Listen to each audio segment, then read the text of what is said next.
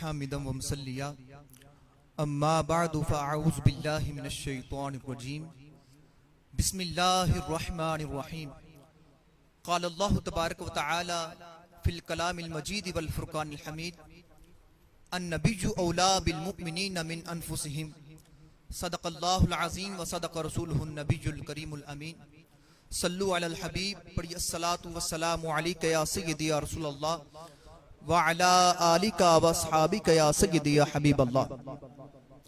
سب سے پہلے تو میں بہت ہی مشکور ہوں حویلی لکھا ادبی کونسل کا اور اس کے تمام جملہ اراکین کا، بالخصوص حافظ اکرام حسین یوسفی صاحب کا، کہ جنہوں نے مجھ جیسے کم فہم اور کم علم طالب علم کو کچھ بیان کرنے کا، چند معروضات بیان کرنے کا موقع عطا فرمایا۔ دعا کرتا ہوں کہ خالق لم یزل میری زبان پر کلمہ حق جاری فرمائے۔ سب سے پہلا سوال یہ کیا گیا کہ نسبت کہتے کسے ہیں؟ یاد رکھیں یہ جو ہمارے آقا علیہ السلام کے ساتھ جو تعلق ہے، یہ نسبت ہے، یہ بہت خاص نسبت ہے۔ اب آتے ہیں کہ نسبت، سب سے پہلے یہ جاننا چاہیے کہ نسبت کہتے کسے ہیں۔ نسبت ایک چیز کی دوسری چیز کے ساتھ جو تعلق ہوتا ہے، ایک چیز کا دوسری چیز کے ساتھ جو لنک ہوتا ہے، جو ربط ہوتا ہے، اسے نسبت کہتے ہیں۔ اب جس چیز کو دوسری چیز کی طرف نسبت کی جاتی ہے اس کو منسوب کہتے ہیں، اور جس چیز کی طرف نسبت کی جاتی ہے اسے منسوب الیہ کہتے ہیں۔ ایک کلیہ سن لیجئے کہ منسوب الیہ جتنا زیادہ عظیم ہوگا منسوب بھی اتنا ہی زیادہ عظیم ہو جائے گا۔ بات سمپل الفاظ میں سمجھا دیتا ہوں کہ اگر کسی عام بندے کی نسبت خاص کے ساتھ ہو جاتی ہے، کسی عام چیز کی نسبت خاص کے ساتھ ہو جاتی ہے، تو وہ عام نہیں رہتی بلکہ خاص ہو جاتی ہے۔ بات ایک مثال سے سمجھا دیتا ہوں۔ جیسے ایک اینٹ ہے جو ہمارے گھر کے فرش کا حصہ بنی ہوئی ہے۔ اب اس فرش کے اوپر ہر ناپاک اور پاک شخص داخل ہو جاتا ہے۔ ہم ناپاکی کی حالت میں بھی اس فرش کے اوپر چڑھ جاتے ہیں، جوتوں سمیت بھی داخل ہو جاتے ہیں۔ لیکن اگر وہ اینٹ مسجد کے احاطے کا حصہ بن جائے، اگر وہ مسجد کے فرش کے ساتھ شامل ہو جائے، اب اس کا حکم بدل جائے گا۔ اب اس کے اوپر کوئی ناپاک شخص داخل نہیں ہو سکتا۔ اگر کوئی ناپاک قدم رکھے گا وہ گناہگار ہوگا۔ وجہ کیا ہے؟ اینٹ وہی ہے، اسی گارے کی بنی ہے، اسی سچے کی بنی ہے، بنانے والا مزدور بھی وہی ہے، لیکن اب وہ اینٹ عام نہیں رہی بلکہ خاص ہو گئی، کیونکہ اب اس اینٹ کی نسبت مسجد کے ساتھ ہو گئی ہے۔ تو جب بھی کسی عام چیز کی نسبت خاص کے ساتھ ہو جاتی ہے، وہ عام چیز عام نہیں رہتی بلکہ خاص ہو جاتی ہے۔ اب ہم صحابہ کو صحابہ کیوں کہتے ہیں؟ صحابی اس خوش قسمت اور خوش بخت شخص کو کہتے ہیں جس نے سر کی آنکھوں سے ایمان کی حالت میں دیدار مصطفیٰ کیا ہو، فقط ایک لمحے کے لیے کیوں نہ دیدار کیا ہو۔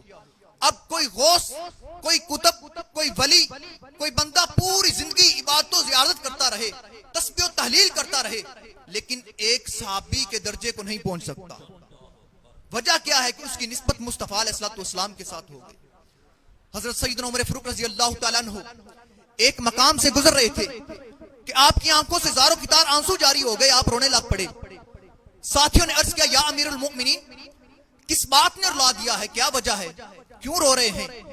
حضرت عمر فاروق رضی اللہ تعالیٰ عنہ نے فرمایا، اے لوگوں سنو، یہ وہی مقام ہے جہاں پر ایک مرتبہ میرے باپ خطاب نے کہا تھا، اے بیٹے عمر یہ 5 اونٹ لائن میں کھڑے کر دو۔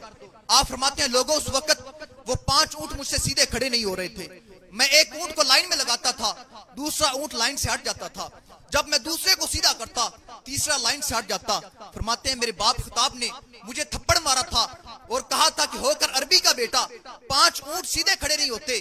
آپ فرماتے ہیں لوگوں اس وقت مجھ عمر سے 5 اونٹ سیدھے نہیں کھڑے ہو رہے تھے، لیکن آج 22 لاکھ مربع میل حکمرانی کر رہا ہے، مربع میل سلطنت پر عمر حکمرانی کر رہا ہے، لیکن آج عمر کی اجازت کے بغیر ایک چڑیا بھی پر نہیں مارتی۔ لوگوں یہ ساری عزت ملی ہے، یہ سارا وقار ملا ہے تو مصطفیٰ کے جوڑوں کے صدقے ملا ہے۔ تیری نسبت نے سنوارا ہے میرا انداز حیات، یا رسول اللہ تیری نسبت نے سنوارا ہے میرا انداز حیات، میں آج اگر تیرا نہ ہوتا تو سگے دنیا ہوتا۔ یہ تو بات تھی صحابہ کی۔ یار ذات کا ہونا کتا، ذات کا کتا ہو، جب اس کی نسبت نیکوں کے ساتھ ہو جاتی ہے، جب وہ اللہ والوں کے در پر بیٹھ جاتا ہے پھر اللہ تعالیٰ اس کتے کے تذکرے بھی قرآن پاک میں کر دیتا ہے. ذرا سورہ کاف پڑھے نا, وہ اصحاب کاف کا کتا تھا, اصحاب کاف کا کتا تھا. اللہ تعالیٰ نے نہ فقط اس کتے کا تذکرہ قرآن پاک میں کیا ہے بلکہ اس کتے کے بیٹھنے کے سٹائل کو بھی ذکر کیا ہے.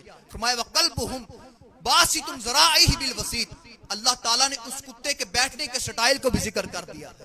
تو اس لیے کسی نے کیا خوب کہا کہ اللہ اللہ کیے جانے سے اللہ نہ ملے, اللہ والے جو ہیں اللہ سے ملا دیتے ہیں.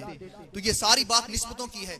اللہ تعالیٰ ہمیں آقا علیہ الصلوۃ والسلام کے ساتھ ہماری نسبت اور زیادہ مضبوط فرمائے.